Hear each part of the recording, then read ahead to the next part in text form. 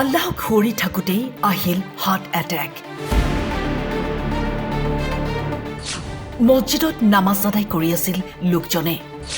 ছেকেণ্ডত ঢলি পৰিল মজিয়াত।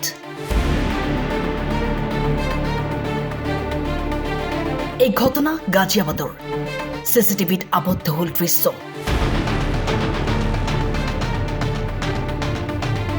মুৰাদনগৰৰ মছজিদত ব্যক্তিজনে নীৰৱে আল্লাহক সুঁৱৰি নামাজ আদায় কৰি আছিল। কিন্তু মুহূৰ্ততে তেওঁ ঢলি পৰি চটফটাই থাকে। দেখি দৌৰ মাৰি আহিল কেইবাজনো লোক। হয়তো লোকজনৰ মৃত্যু তেনেকৈ লিখা আছিল। আনহাতে বাৰাণসীতো ঘটিল অনুৰূপ ঘটনা। ৱৰ্কআউট কৰি থকা সময়তে ৩২ বছৰীয়া যুৱকজনে জিমত মূৰৰ বিষ অনুভৱ কৰে। লগে লগে তেওঁ বহি লয় এখন বেঞ্চত।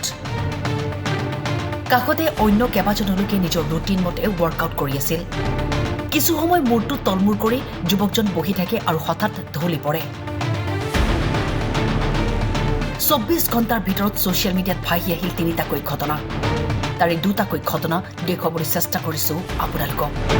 কি হৈছে দেশত? কিয় ইমানকৈ বৃদ্ধি পাইছে হাৰ্ট এটেকৰ দৰে ঘটনা? এয়া কিহৰ পাৰ্শ্বক্ৰিয়া? News desk, time 8।